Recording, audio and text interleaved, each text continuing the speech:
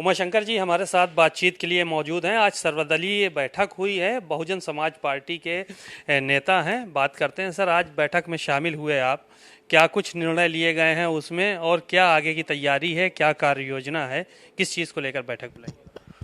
देखिए, इस नए सत्र के लिए जो नए हमारे विधानसभा माननीय अध्यक्ष जी का चयन हुआ है,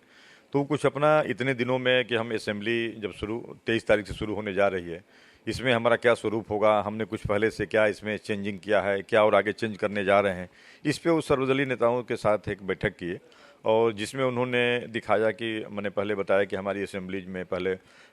279 मतलब 379 ही सीटें थीं, जबकि हमारे 403 एमएलए हैं, तो उसकी सीट हमने कैसे कैसे बढ़वा के सबके लिए हमने सीट कराया। और दूसरा उनका जो सबसे बड़ा बैठक का जो मुख्य कारण था और वो बताना था कि हम इस असेंबली को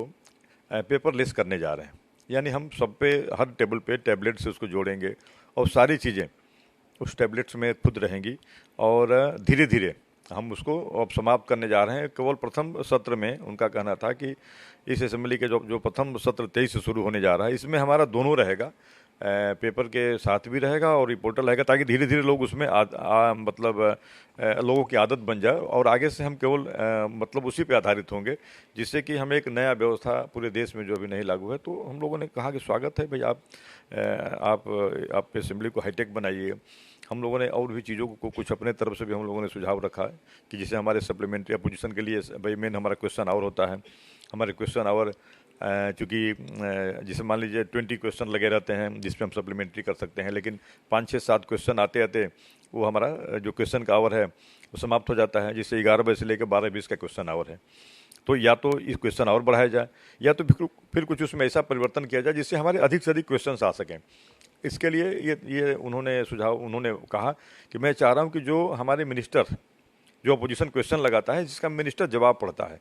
तो वो जवाब ऑलरेडी सबके पोर्टल पे ही छपा रहेगा और वो समय बच जाए, वह मिनिस्टर क्वेश्चन उस जवाब न पढ़े, केवल सप्लीमेंट्री जो क्वेश्चन लगाए वो सप्लीमेंट्री करें, ताकि फिर अगले अधिक से अधिक क्वेश्चन आ जाए। इस पर भी हम लोगों ने सहमति दिया कि बेटर है, ऐसे अब चर्चा हुई। अब कि आप इकलौते विधायक हैं बहुजन समाज पार्टी से, तो विधानसभा में क्या कुछ मुद्दे होंगे? ऐसे सरकार को घेरते थे, वेल में आते थे, तो कितना प्रभावी रह पाएंगे? क्या आपको समझ में आ रहा है इस बार 23 तारीख से जो शुरू होने जा रहा है विधान? देखिए, इतना जरूर मैं विश्वास दिलाऊंगा आपको, और देखिएगा, मैं उस दिन भी कहा था, फिर आज दोबारा भी कह रहा हूँ कि अकेले जरूर हूँ, लेकिन पूरे उत्तर प्रदेश की जो जनहित की समस्याएं हैं, आप देखिएगा सदन में मैं उसको बड़ी जोरदार तरीके से उठाऊंगा और कोशिश भी करूंगा कि उन समस्याओं को सरकार से निराकरण भी कराऊं। और अकेला मतलब ऐसा नहीं है कि अकेले हैं तो हम हमारी बात जो मेरा जो समय मिलेगा, जो मुझे बात कहने का अधिकार होगा, हम जिस बात को कहेंगे उसको सरकार डिनाई कैसे करेगी अगर हमारी बात जेन्युइन है तो उतनी ही दमदारी से बहुजन समाज पार्टी का पक्ष मैं असेंबली में अकेले होते हुए भी रखूंगा। और आप देखिएगा, आपको ऐसा आभास होगा कि विपक्ष के नाम पे बहुजन समाज पार्टी ही असेंबली में दिखाई देगी। एक आखिरी सवाल ये था कि क्या कुछ अहम मुद्दे हैं इस बार के आप लोगों की नज़र में जो कि विधानसभा में आने वाले हैं? क्योंकि तमाम चीज़ें जो है वो चल रही हैं और वो समाजवादी पार्टी, कांग्रेस या आप लोग तमाम मुद्दों को लेकर कह रहे हैं, लेकिन आपके मुख्य मुद्दे क्या होंगे? देखिए, अभी थोड़ा सा अभी इसको हम लोग अभी डिस्क्लोज नहीं करना चाहेंगे, सरकार इसका अपना जवाब लेके आ जाएगी। लेकिन वो जेन्युइन समस्याएं, जिसे हमारी इसमें महंगाई है, चरम पे महंगाई बढ़ी हुई है, तो इस तरह की जो जेन्युइन समस्याएं हैं जहाँ पे कई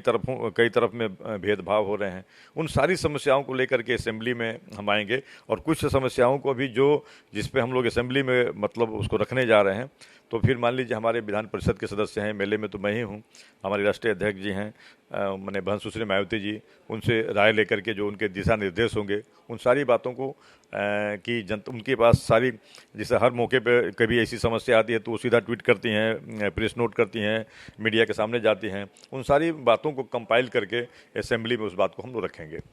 बातचीत के लिए शुक्रिया। सुना आपने उमाशंकर जी को, बहुजन समाज पार्टी से विधायक हैं, इकलौते विधायक हैं और नेता भी हैं